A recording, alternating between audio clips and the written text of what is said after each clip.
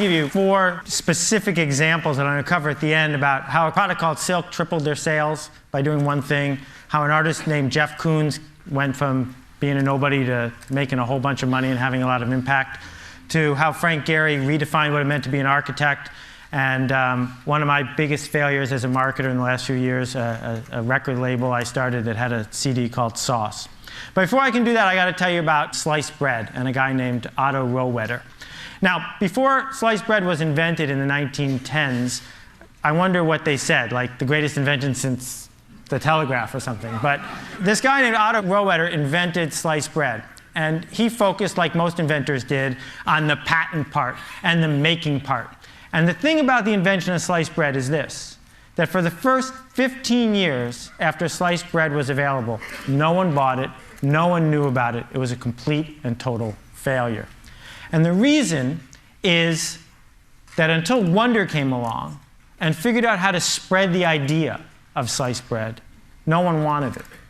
That the success of sliced bread, like the success of almost everything we've been talking about at this conference, is not always about what the patent is like or what the factory is like.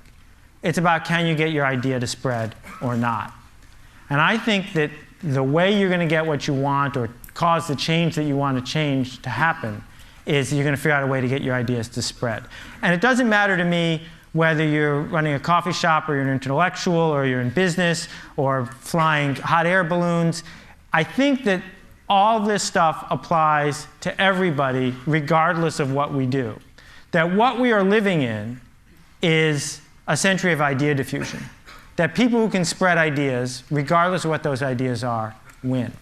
And when I talk about it, I usually pick business because they make the best pictures that you can put in your presentation, and because it's the easiest sort of way to keep score.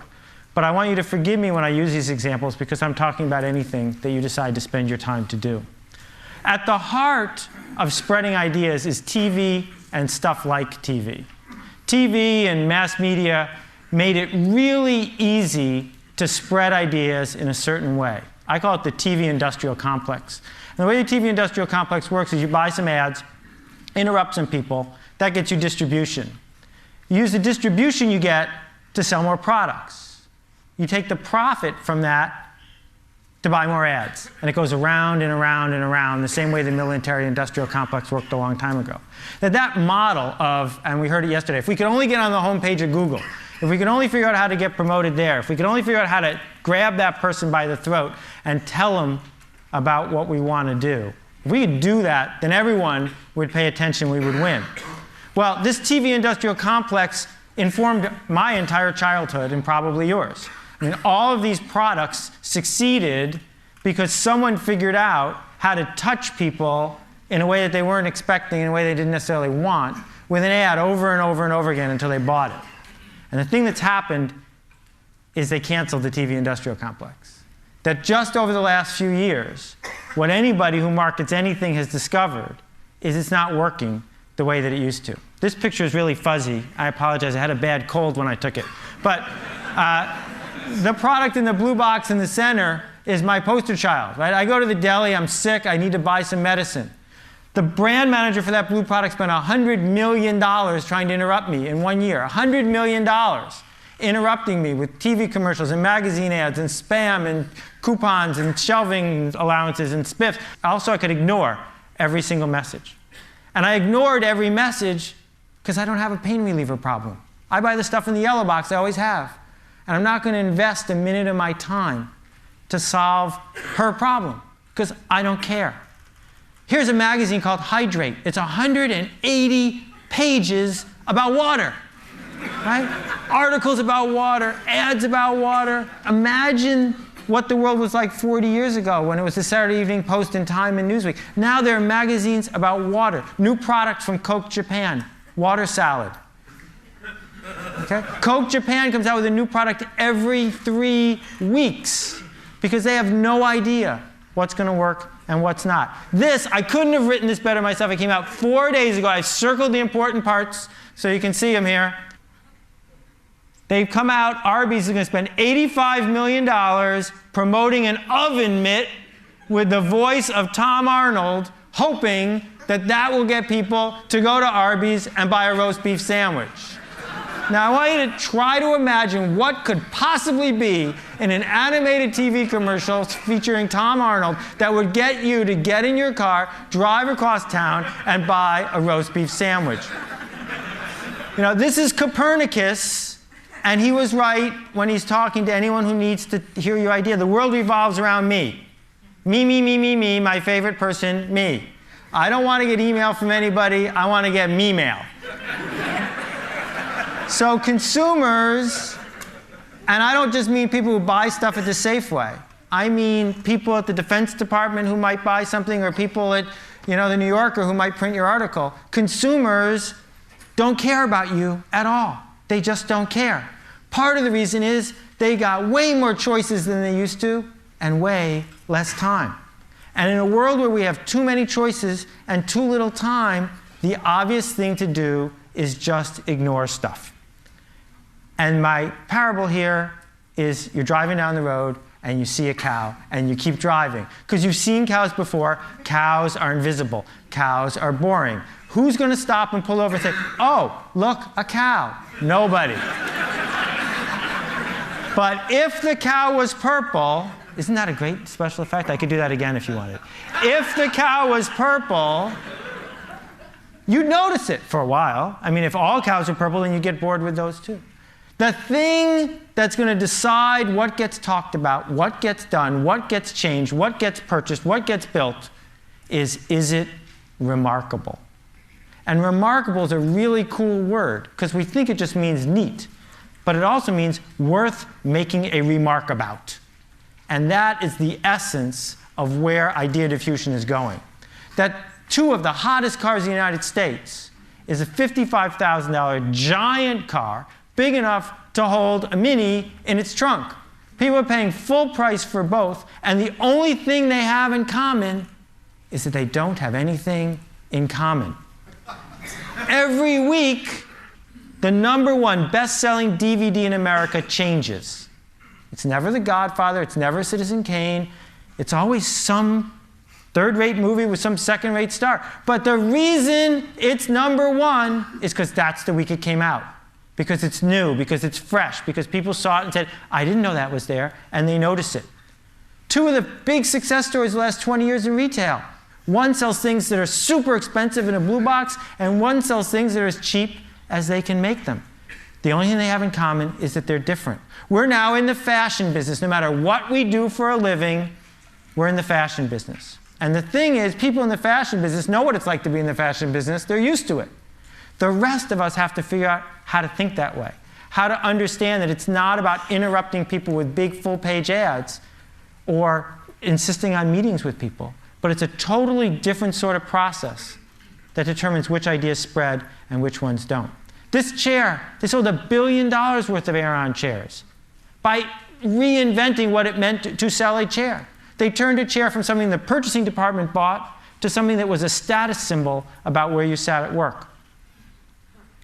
This guy, Lionel Poulain, the most famous baker in the world, he died 2.5 months ago, and he was a hero of mine and a dear friend. He lived in Paris. Last year, he sold $10 million worth of French bread, every loaf baked in a bakery he owned by one baker at a time in a wood-fired oven. And when Lionel started his bakery, the French poo-pooed it. They didn't want to buy his bread. It didn't look like French bread. It wasn't what they expected. It was neat, it was remarkable, and slowly it spread from one person to another person until finally it became the official bread of 3-star restaurants in Paris. Now he's in London and he ships by FedEx all around the world. What marketers used to do is make average products for average people. That's what mass marketing is. Smooth out the edges. Go for the center. That's the big market. They would ignore the geeks and, God forbid, the laggards. It was all about going for the center. But in a world where the TV industrial complex is broken, I don't think that's the strategy we want to use anymore. I think the strategy we want to use is to not market to these people, because they're really good at ignoring you, but market to these people because they care. These are the people who are obsessed with something. And when you talk to them, they'll listen because they like listening. It's about them. And if you're lucky, they'll tell their friends on the rest of the curve, and it'll spread. It'll spread through the entire curve. They have something I call otaku. It's a great Japanese word. It describes the desire of someone who's obsessed to, say, drive across Tokyo to try a new ramen noodle place, because that's what they do. They get obsessed with it. To make a product, to market an idea, to come up with any problem you want to solve that doesn't have a constituency within otaku is almost impossible. Instead, you have to find a group that really desperately cares about what it is you have to say, talk to them, and make it easy for them to tell your friends. There's a hot sauce otaku, but there's no mustard otaku. That's why there's lots and lots and lots of kinds of hot sauces and not so many kinds of mustard. Not because it's hard to make interesting mustard. You can make interesting mustard. But people don't because no one's obsessed with it, and thus no one tells their friends. Krispy Kreme has figured this whole thing out. Krispy Kreme has a strategy. And what they do is they enter a city, they talk to the people with the otaku, and then they spread through the city to the people who have just crossed the street. This yo-yo right here costs $112, but it sleeps for 12 minutes. Not everybody wants it, but they don't care. They want to talk to the people who do, and maybe it'll spread. These guys make the loudest car stereo in the world. It's as loud as a 747 jet. You can't get in. The car's got bulletproof glass on the windows because they'll blow out the windshield otherwise. But the fact remains that when someone wants to put a couple speakers in their car, if they've got the otaku or they've heard from someone who does, they go ahead and they pick this. It's really simple. You sell to people who are listening, and maybe, just maybe, those people tell their friends. So when Steve Jobs talks to 50,000 people at his keynote, right, who are all tuned in from 130 countries watching his 2-hour commercial, that's the only thing keeping his company in business, is that those 50,000 people care desperately enough to watch a 2-hour commercial and then tell their friends. Pearl Jam, 96 albums released in the last 2 years. Everyone made a profit. How? They only sell them on their website. Those people who buy them on their website have the otaku, and then they tell their friends, and it spreads, and it spreads. This hospital crib costs $10,000, 10 times the standard. But hospitals are buying it faster than any other model. Hard candy nail polish doesn't appeal to everybody, but to the people who love it, they talk about it like crazy. This paint can right here saved the Dutch Boy Paint Company, making them a fortune. Cost 35% more than regular paint because Dutch Boy made a can that people talk about because it's remarkable. They didn't just slap a new ad on the product. They changed what it meant to build a paint product. AmIHotOrNot.com. Every day, 250,000 people go to this site, run by 2 volunteers, and I can tell you they're hard graders. And they didn't get this way by advertising a lot. They got this way by being remarkable, sometimes a little too remarkable. And this picture frame has a cord going out the back, and you plug it into the wall. My father has this on his desk, and he sees his grandchildren every day, changing constantly. And every single person who walks into his office hears the whole story of how this thing ended up on his desk. And one person at a time, the idea spreads. These are not diamonds. Not really. They're made from cremains. After you get cremated, you can have yourself made into a gem. Oh, you like my ring? It's my grandmother.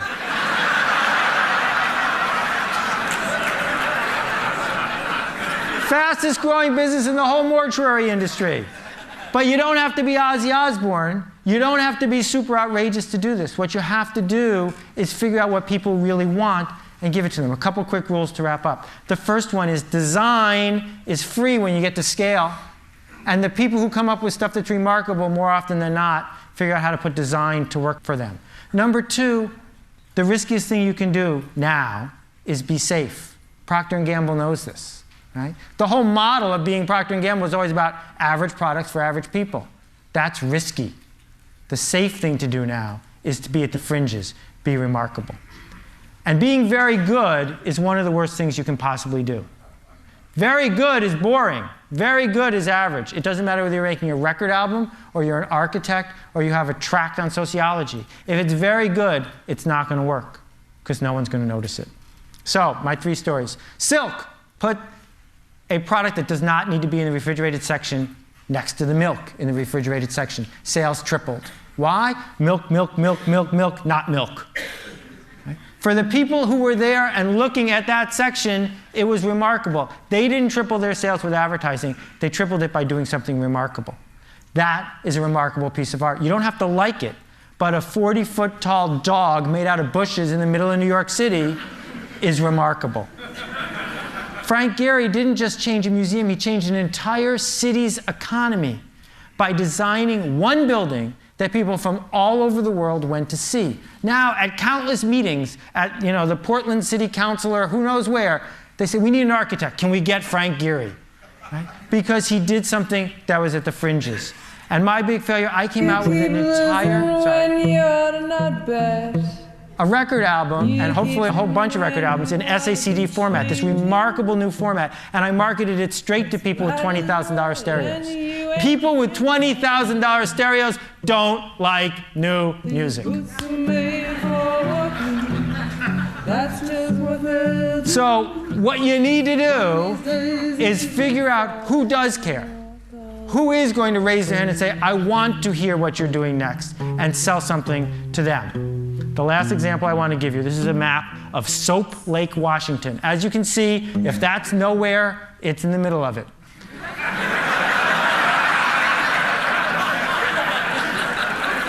But they do have a lake. And people used to come from miles around to swim in the lake. They don't anymore. So the founding fathers at Soap Lake said, we got some money to spend. What could we build here? And like most committees, they were going to build something pretty safe. And then an artist came to them. This is a true artist rendering. He wants to build a 55-foot tall lava lamp in the center of town. That's a purple cow. That's something worth noticing. I don't know about you, but if they build it, that's where I'm going to go. Thank you very much for your attention. I appreciate it.